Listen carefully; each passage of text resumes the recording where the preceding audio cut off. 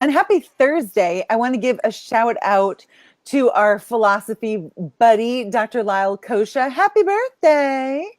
So that's Happy why birthday, Dr. Dr. Lyle. Yeah, that's why we weren't able to do our normal drop and tick bombs today because he got stolen away for his birthday. So, Dr. Lyle, I hope that you had a fabulous day and it was your best ever.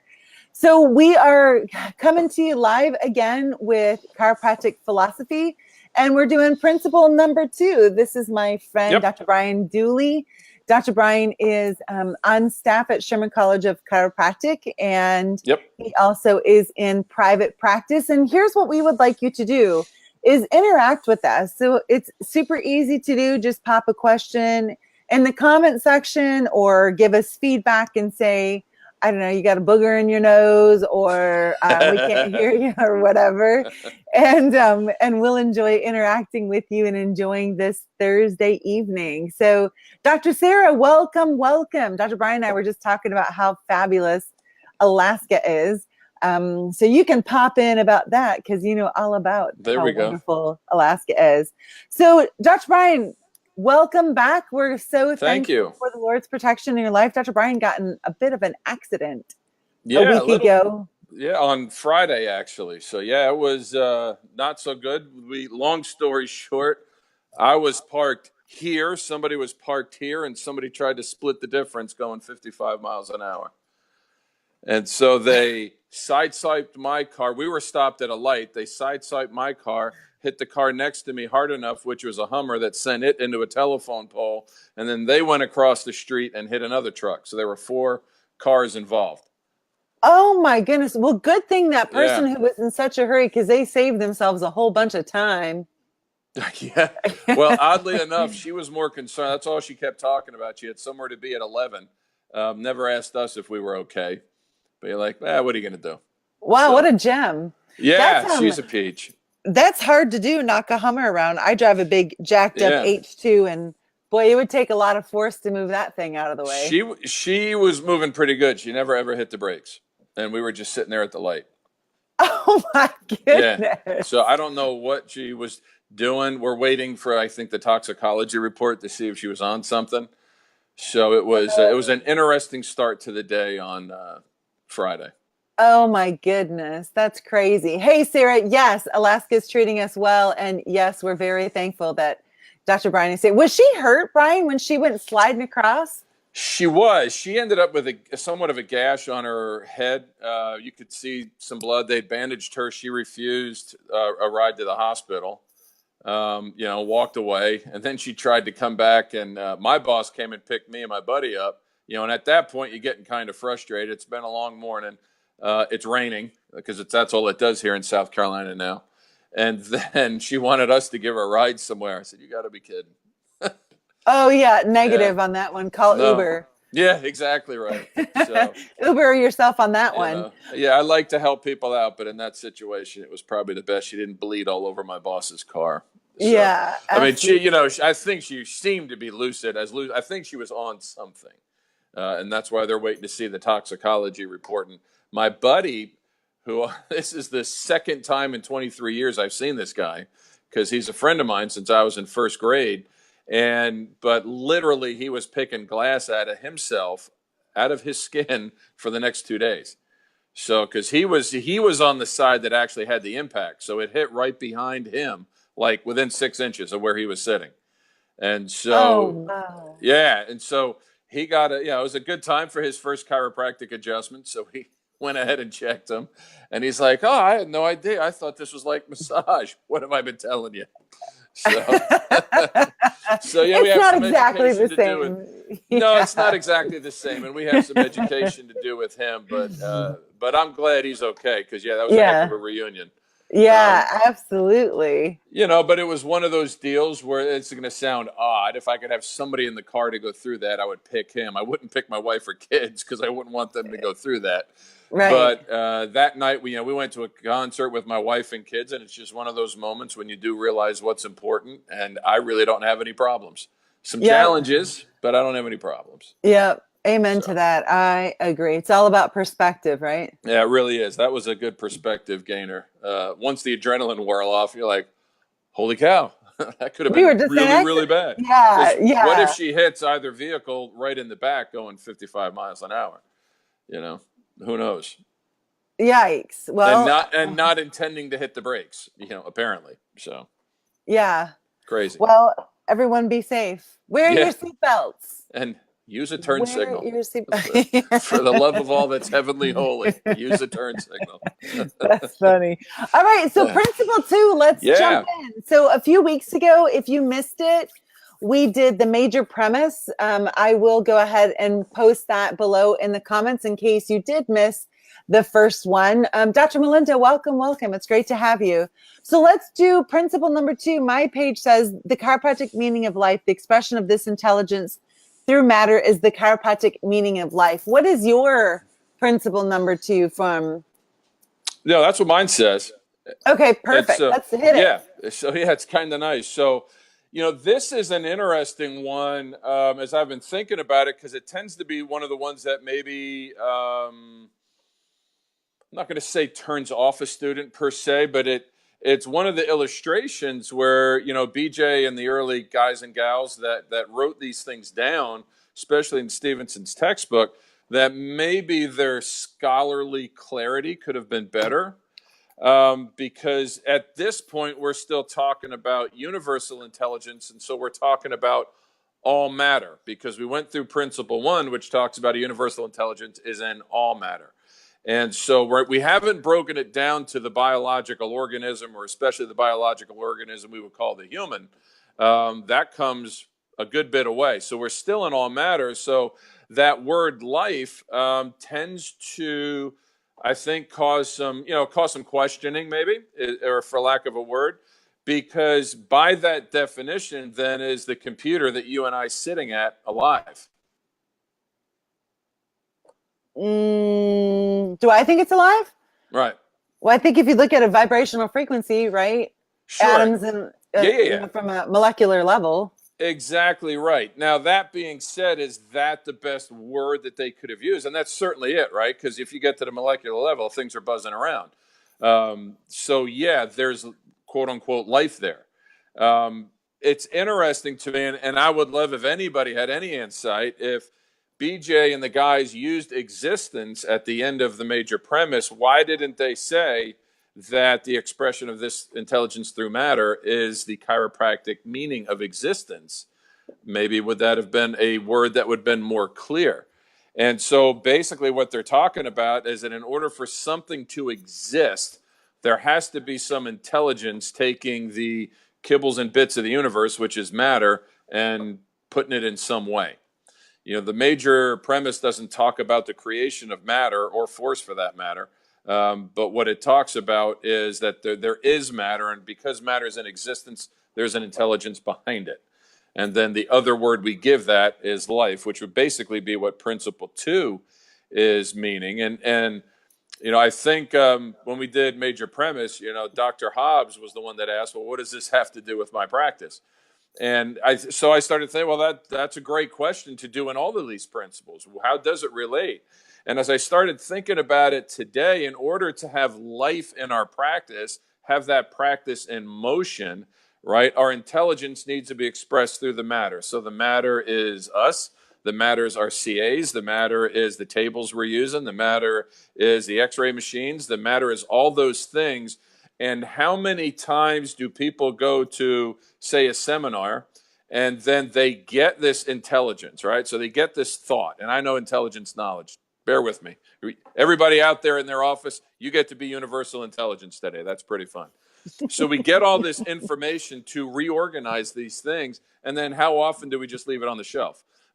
Excuse me. Or, that classic, I'll do it, I'll wait till Monday. As soon as Monday. Well, which Monday? And so maybe, so yeah, universally speaking, it's kind of a simple principle, I think, that if there's any matter that's in existence, excuse me, at some level, it has to have some vibration and some movement, and therefore it's alive. And so, but in order for it to do that, that intelligence is what it's not just the matter, it's matter really with a purpose behind it. And that's going to be the intelligence. So I love what you said about when we go to a seminar, there's that thing with intelligence. And I've always said, you know, your computer has plenty on it. Like your computer doesn't need to be any smarter or have anything else. If you're not going to use it, Right. just get rid of it. But take action, like choose one thing and take action and move the puck, you know, like move it a little bit forward, like at least wise, get another first down. Right. Sure. So you can keep the play going. So let's go back to why does it really matter? I guess I'm not connecting why to with intelligence through matter is the chiropractic meaning of life. Why is there an issue with that? I'm not getting it. Well, because I think traditionally, if you get outside of chiropractic realm, what are people going to talk about things being alive? It's going to be life is going to be in a biological sense. And so, you know, yeah, within our circles, it's real easy for us to understand because we can just have this conversation and we're off and running. And I think most chiropractors, if they have some semblance of the principles, probably get it. But the people that are, that are outside the profession, you tell somebody, you know, Joe Public walking down the street, it's like, dude, you know, that chair you're sitting on is alive, right? And then they're looking at us like we're crazy, you know, because they already think we're a little bit off center as it is. So, I think that's where it probably happens. And also, in a philosophy class, we're getting these students in most part right off the street, so they haven't been through it before. And so, and a lot of them have your traditional scientific background, which is heavy in biological sciences, anatomy, that type of stuff, physiology, to where I think maybe that's the issue. What I think is important is do we have the best words that we possibly can use?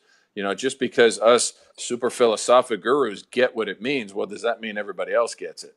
And is there a better way possibly to say it? So that would be my argument, because is it the best way to say it?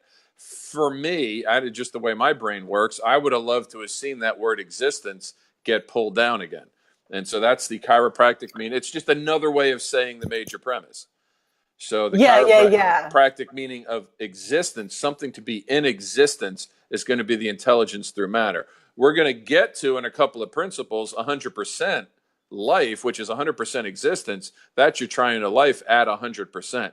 So I think it would pull that word down, might make, for me, it'd just be a cleaner philosophic argument, because you're on existence on one principle, then you're on life on another. Then we're going to get to organic and inorganic life down around principle 18.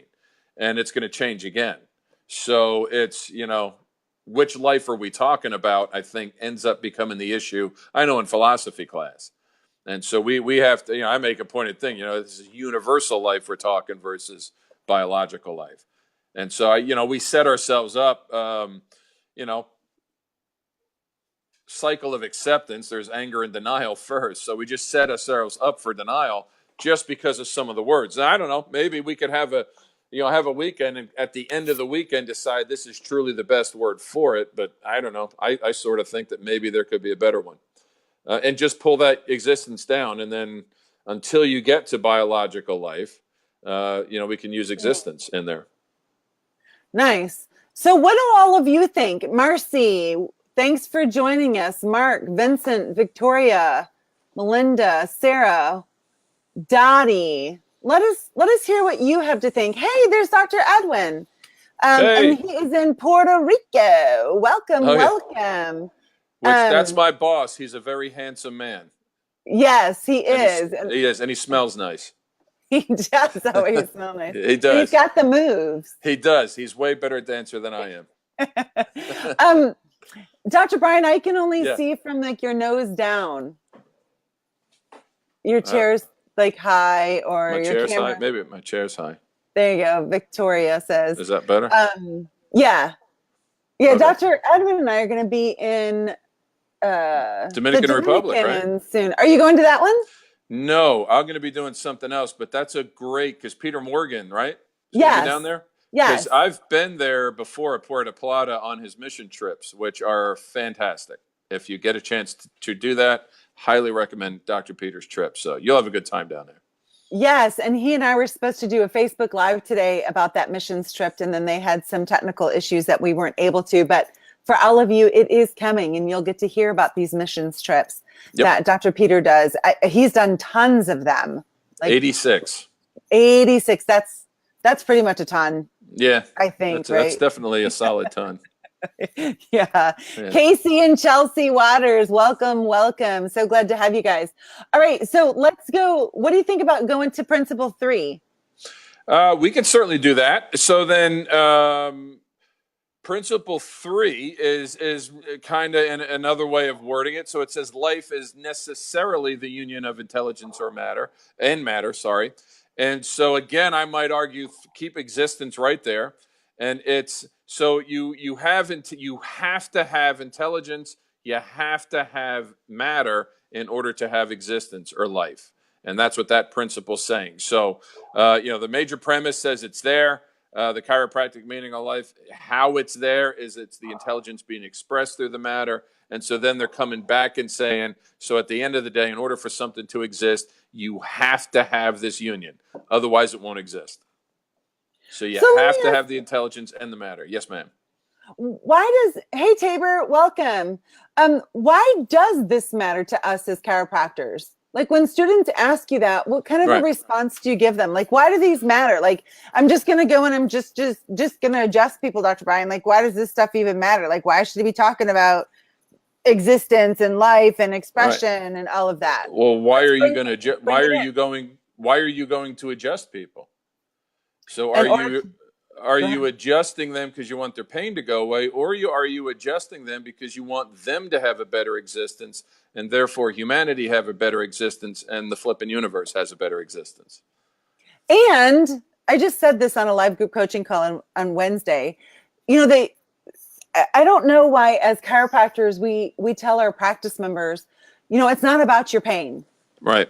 Well, it is, because that is interfering with their maximum expression of life, right? Like that whole experience is still part of function. Those are still nerves that are firing that to let all of that know. So it's all part of it, right? So if there's a weakness there, there's not 100% expression, right? There's that person is not being 100% them. And in terms of what is best for them, I know if I'm experiencing symptoms, I'm not the best person on the planet to my family or to my clients. And so then returning that into 100% makes me more able to express who I am. Yeah. And you might argue too, given the state of your matter, whatever symptom you may have, that might be the best existence for that moment. So the issue with pain is, it doesn't feel good unless you're one of those weird people, but it's one of those things where it tells me that there's an issue there. And so it tells me to put my foot up and not try to just give it a cortisone shot and keep damaging it.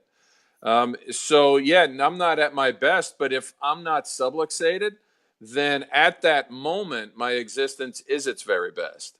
And that's why, so yeah, when I get, it's not like I don't ever get symptomatic, but when I do, the first thing I'm doing is going to my chiropractor, and I make sure, so if I'm not, A, if he adjusts me, or B, if I'm clear and I'm just symptomatic, then I know that at that moment, my body's doing the best it can. And a lot of those symptoms is innate at work, taking care of whatever is trying to kick my tail. And I'm okay with that. And when I finally made that realization, it's amazing how much quicker I got over stuff, because I knew, you know what, I feel like junk right now, but I know that that's what I have to do at this given moment.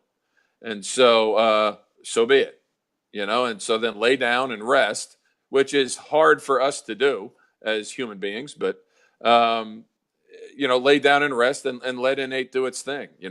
My job as the chiropractor is to make sure that, the superhighway NH traveling down is clear, kind of like that wreck in the intersection. I'm the tow truck guy that moves everything out of the way so that all the traffic can go back and forth in order for them to be the best they can. And so, so therefore, what's my level of existence at this moment, given the state of my matter? But but beyond that, I think it's really important that we also discuss, like, so it's function, but it's also your body at any given time is doing all kinds of other processes, right? Like Oh yeah. right now it could be fighting an infection you don't know Right. about. Right now it could be battling an autoimmune disease. Right now it could be processing something else. Right now as a woman you could be pregnant and you don't even know. Right now it could be doing all of these things you're not even consciously aware of, which is why it's so imperative that we share the message with our practice members so Right. they're under regular chiropractic care, not just symptomatic relief and not just so I move well and all of that, but just so that all of the interactions that are happening in your being are Right. at their very best. So it can be fully on board and taking care of itself, that it's making all the red blood cells and the white blood cells at the normal levels that it's supposed to, that it's doing things as it was designed. Life expresses intelligence. And let's make sure that our practice members understand that from a perspective. And I think it's really important that we recognize it took all of us a long time to get it.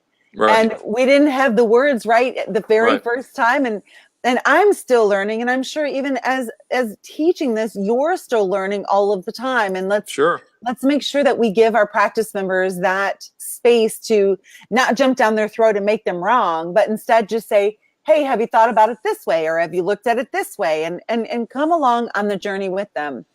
Well, I think that's where your spinal workshops are so vital in your practice, because, in a new patient orientation, Dr. Barber, so great for you to be in my office. Let's talk about existence, so they're going to be like, whoa, and so, but, when I can introduce subluxation, I can introduce innate, but then we can do our spinal workshops. And, that's when they can start getting the deeper concepts, because I don't think we're actually telling them anything they don't already know. They've just never really thought about it and put it into words in a conversation before. Because just as you had said just a second ago, pain is only one function. And for that moment, it may be completely appropriate. So who are we to educatedly say, well, it's got to go away right now? Because even though, that being said, and so, Mr. and Mrs. Patient, do you realize all the other gazillion things that your body's trying to do right now? And I know me consciously, I'm classic. A student comes up to me, hey, doc, can we meet and do this? I said, you better send me an email, because in 30 seconds, I'm going to forget what you just said. And then my wife will tell you, I had to, my poor car that I just lost, but I'm notorious for locking my keys in it. So I've got spare keys pretty much all over the state of South Carolina, wherever I go, because that, I don't want to leave, my pancreas and my liver function and my kidneys up to my educated brain. That's a scary thought. And so I'm so glad I have innate. Point. Yeah, I'm so glad I have innate to take care of me because of the things I do to myself. So, that's what I like about it, as far as, if we go to the innate side of things. And then, so I'm so glad that there's an intelligence working without me thinking about it. Absolutely. And I think that, like, that's a really fun, opportunity to interact with our practice members, is like even teaching them, like, what happens. I used to say to practice members, like, have you ever cut yourself before or gotten a blister? And everyone's like, yeah, we all, especially women, had those pumps. They sucked. Now they sit in my closet every week. They don't make their appearance again. No. And so then to ask them, like, so did you remember to go to Healing University 101 to make sure your body was doing all of those processes to restore that tissue to its normal function? And they're like, no. I'm like, how does that happen? Right. How does that happen then? How does it happen that when you get pregnant on day 22, that baby's heart's beating? Not because you told it to, because you probably don't even know you're pregnant. But all of those different processes, and I encourage you, those of you who are joining us now or will join us later, pick like a different, various systems in the body or various processes in the body, and then use a week to kind of go through it with your practice members. Like, what is salutogenesis? What is homeostasis? What are macrophages? And I think that you'll find your practice members then are more open to discussions about chiropractic philosophy, and they really start understanding, wow, this is an incredible machine. Like, Right. I want to take care of this NASCAR, right? Yeah. So, all right, so life is necessarily the union of intelligence and matter. So specifically, how is intelligence defined there, and how is matter defined there? Well, there we're still talking about universal intelligence in that particular one, and so we'll call it the organizing wisdom of the universe. I like to basically just think it's the physics of the universe. So it's math, and matter is the protons, neutrons, and electrons being organized in a certain way. And other than that, then those, theoretically, everything's got to be moving. So the protons, neutrons, and electrons have a vibrational energy, but, think about them just laying around and just being a pile of red, blue, and yellow balls, Legos. And then this intelligence is going to come around and just say, if this condition's present, bam, we got a planet. If this condition's present, we've got a star, if this condition's present, we've got a whole solar system, whatever it's going to be. And it's always going to be there. But that matter won't get organized unless there's some intelligence behind it. Yeah, not just like a big bang. Right. Yeah, because then, that's fine. Let's say the Big Bang did start the universe, right? Well, then what lit the fuse for the Big Bang? Yeah, somewhere there was a chicken. Eventually. Yeah, somewhere. All right, so number 4, the triune of life. Yeah. Life is a triunity having 3 necessary united factors, namely intelligence, force, and matter. Right. So with that one, they just got through telling us, well, life is really a union, right? And then they're like, well, it's not a union. It's actually a tri-union or a triunity. So there's actually 3 things. And so to start with, intelligence, would you say, is that in the immaterial realm or the material realm? Immaterial. Right. And so matter, is that going to be in immaterial or material? Immaterial again. Well, matter? Oh, no, because the molecules are organized. No, material. Right. And where did they get the word matter from? Or material comes from matter. So, yeah. So you've got an immaterial component, and then you've got a material component. So how do you get the two working through each other? So there's got to be a bridge, and this is where force gets entered into the situation. So force is going to have components of immaterial to it, and then force also has components of material to it. Does that make sense? Am I with you? Yeah, I just keep thinking in my head, force equals mass times acceleration. So we have to have movement. Yeah, and and E equals mc squared, right? So energy is mass. So energy is certainly physical because Einstein said that. But then what? Intelligence is going to be the thing that runs that away. So intelligence could be, I want you to raise your hand right now. So I can just think it, right? Just give me a minute. It'll happen. Right. So that's not so. And then the matter is there, but nothing's going to happen. So the idea, the immaterial component is going to be the idea. I want to raise your hand. And then to get it into the material world, I can use my voice and say, Dr. Barber, please raise your right hand. And so then it came through. Right. So I had the immaterial component of that's why my vocal cords did what they did. Right. But then I do have the matter component where I'm able to express that thought through you, and up goes the hand. Does that make sense? Yes. And so, one way that we look at it somewhat, and David Koch did a good job with this, is if you look at the yin-yang symbol, right? So you've got the black and the white and the black and the white, and there's the duality, which is you got intelligence on one side and matter on the other. So you've got the two. But the part that people don't ever talk about, it seems, is the sinusoidal interface, which is a big fancy word for the S-curve in the middle of the two components of the yin-yang. That's where force is. And so people would ask, well, then is force therefore black or white on the yin-yang? And it's both. So it's energy with information. Okay. As opposed to energy without information? Well, without information, what would you have? So in a way, chaos. Yeah, right? exactly right. You would It have just chaos. So because there's intelligence, there's a blueprint creating some sort of organization at some point. The world wants to be or the universe wants to be organized, and so in order to do that, you got to have a watchmaker make the watch. Otherwise, the parts just sit on the table. so to me, there isn't much difference between 3 and 4.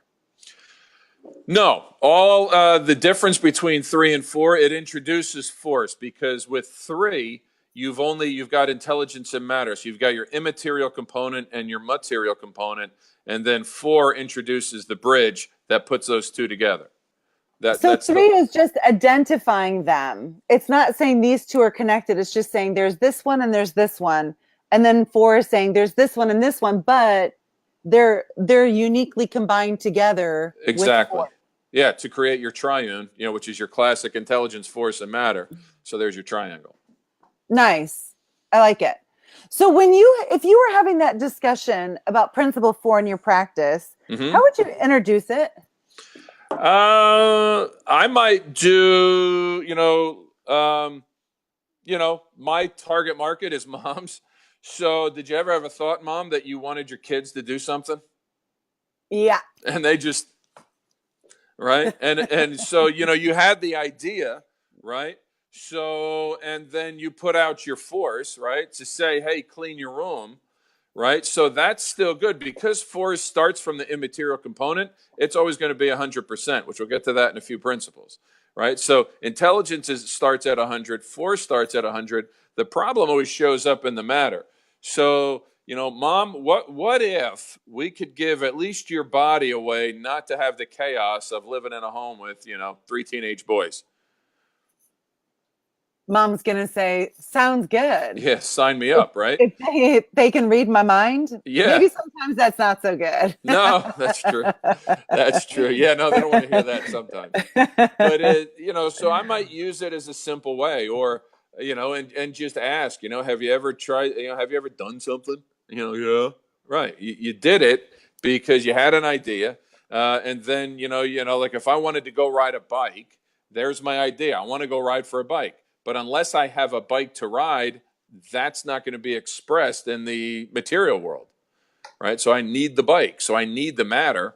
And then I've got to do the force, that says I'm going to pedal right now. That's that energy. It doesn't just start pedaling on its own. I've got to do something that put in a force that's intelligently directed to the pedals. I mean, I can kick the handlebars all I want, but the bike's not going anywhere. So unless I start pedaling, doing it in the appropriate way, that's an organized bike ride, if you will. So you might, something like that you could use. So you said intelligence is at 100%. Right. Force is at 100%. So therefore matter has to be at 100%. In order to have 100% life, which is principle 5. Or 100% existence. I would argue you can still go back there. Right. So if all 3 are at 100, then you've got 100 and you're good, no matter what the symptom, if you will. That's the best state for that matter at that moment. And so if you bring that down to, where the problem's usually going to happen is going to be in the matter, which it's easier to explain, with the human, the problem's not with innate and the problem's not with the mental impulse. The problem is that mental impulse is able to get through the way it should. And therefore it doesn't. And so then the matter is not what it should. And we have a less than existence as a particular person, if we're subluxated.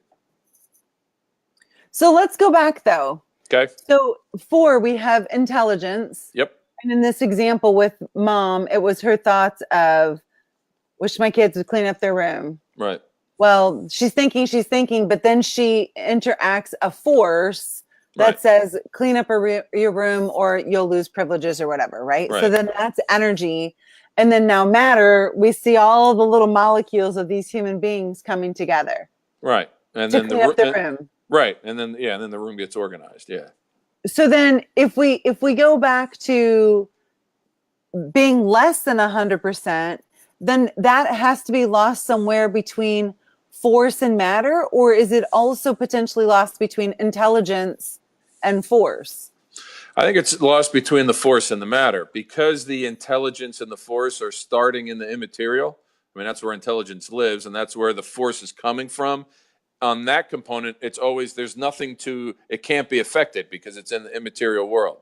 Its expression can be affected, but the force and the matter aren't affected as they first come down. So the issue is always going to be in the matter. And that's okay. So is that the whole idea of, um, I guess like the germ theory, the germ is irrelevant. It's what is the medium by which the germ lands. Sure. Is that going to produce dis-ease, or is the body going to be able to neutralize it and it's of no effect? Is that what you're talking about? Yeah. So it's very similar to that because, prime example, my whole family, 16 Dooleys, God bless America, we're in New Jersey for a vacation. And so a bunch of people, half of us, if not three-quarter, got sick. I didn't, and my daughter didn't, and we're probably the ones that get adjusted the most regular. I know I am, and probably have more of the healthier habits. And so it wasn't like, there's a germ, there's one by the bed, duck, so it's not like we were doing that. Our matter was able to deal with it. It doesn't mean that we breathed it in. I'm sure we did. My wife, we slept in the same bed and, I'm breathing it. So, so that's where the issue was. So, the environment is so terribly important. And so take care of, as our patients, their main environment is what's in their skin. And so that's the main thing to take care of first. Do you want to do things that hopefully you have less of that stuff coming in, which is a destructive force per principle 26, which we'll get there. But that being said, if, we can't stop the stresses of life. That's just, there was nothing I could have done to stop that lady in the car. I had no idea it was coming. Yeah. And so, that being said, I walked away from that thing. I feel great. I mean, my buddy, and he was more on the impact side, so I get that. But I got knocked around a little bit, but I feel great. And he's like, oh, hey, the insurance says, I got to get exempt, blah, blah, blah. I said, well, I'll get my spine checked and adjusted when I need to. I try to eat right. I try to exercise because that gives innate better parts to work with. But that's it, and so I feel like I got through that experience really pretty good. Danny Knowles is a great example. So here's a guy that's been super well adjusted, and everybody's like, dude, you shouldn't be up here doing these things, but his matter was in a state that when the ultimate stressor came across, it was able to overcome it, in that instance anyway. Yeah. So his matter, his environment was strong enough to deal with what came his way, and he had no idea that thing was there, and that thing been inside him since he was born. Yeah. And I think there's such a huge distinction. And if you're watching this and you're not like super dialed in philosophically or just principally on subluxation, it's not stress. It's our body's inability to adapt to that. Like, if it can't neutralize it anymore, that's when we have the problems. It's not just the physical stress. It's not the chemical stress.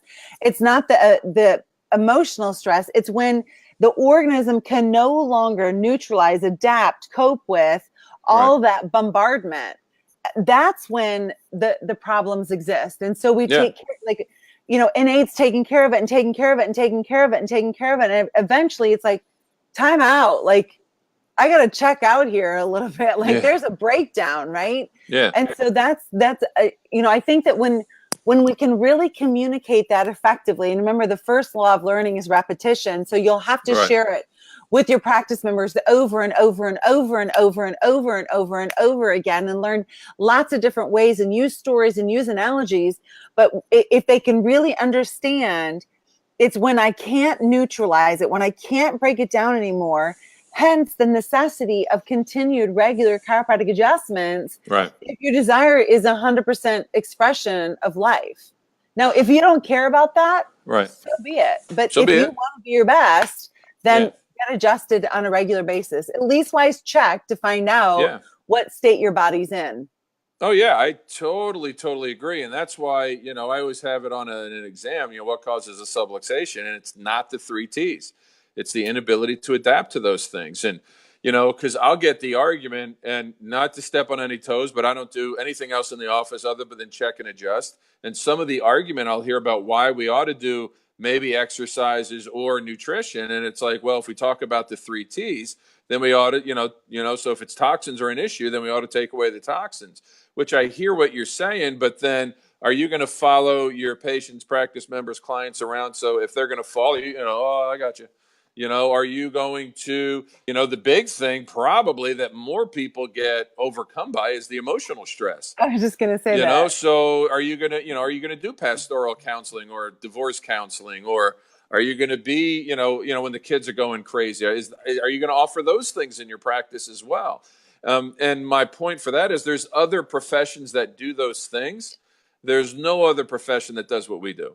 And Amen. So when we own it, let's just own it and go with it. I'm all for anything that's good for the patient. I just don't need to do it in my office.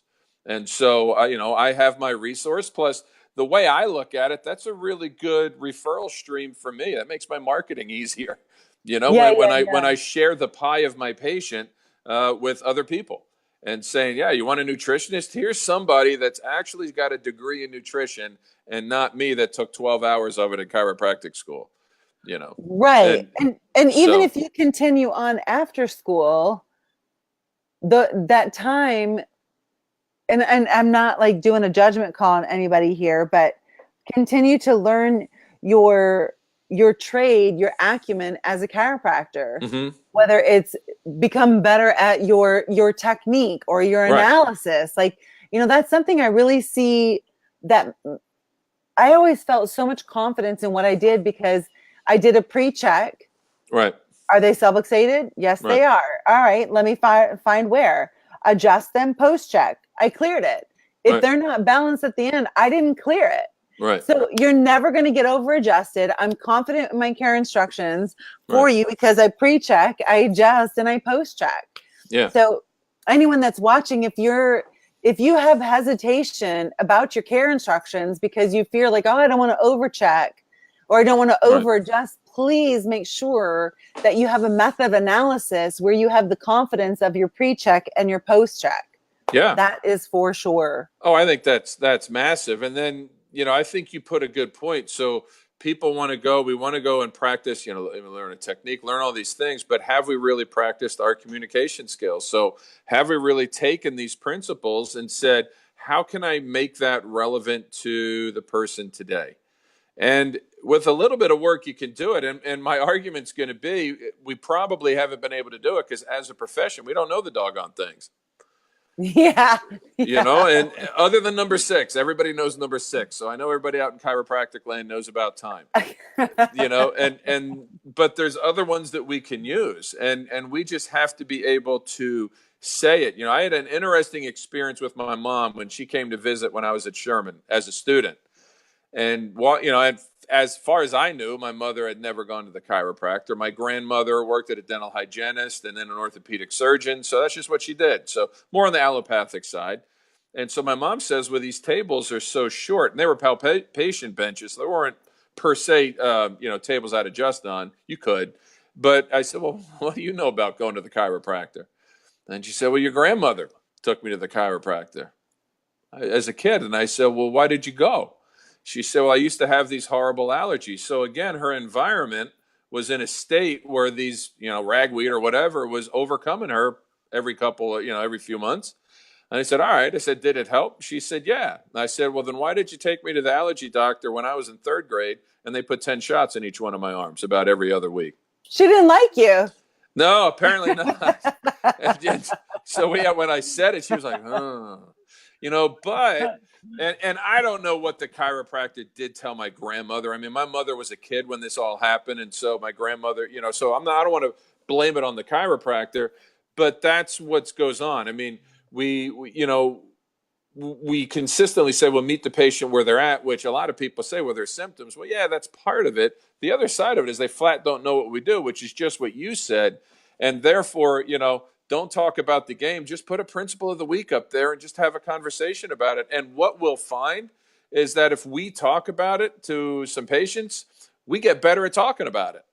Yes. And Yes. so, but we got to start, and they're gonna. I mean, they look at us like we're goofy anyway. So what the heck, We send it probably out there. are. I Yeah, think I'm kind of weird. I kind of like being a little off I'm center. a little awkward. Yeah, a little crooked. and conversation leads to connection, connection to relationship, and relationship to commitment. Right? Yeah. Like that's how it always goes. And if you're not sure how to have those conversations, I have lots of Facebook lives on whiteboard topics, like Yeah. how to take like things that happen in everyday life, whether it's a watering wand or it's a toothbrush or it's whatever, and match it with like basically a principle, and how does that apply to your health and well-being. Sure. So, all right, Dr. Brian. So Yes, we ma'am. are going to stop here. Okay. So we made it through to number 5 today. Look Hot at us. dog, right? So we're going to be picking up next week with the principle. Well, it's a couple weeks. The principle of time. There is no process that does not require time. Amen, amen, amen to that. It's still horrible English. It's a double negative. I'm just saying. They could have wrote it better. There is no process that does not require time. Yeah. So just say every process, all processes require time. I'm just saying. Hey, everyone, thanks so much for joining us. We'd love to hear from you. So leave comments in the comment section. You can even leave a happy birthday to Dr. Lyle Kosha in the comment section, and we'll make sure that he gets it. Dr. Brian, thanks so much after a long day. Oh, thank you. Being willing to join all of us, and we'll see you all later. God bless you. Have a nice evening. Bye-bye.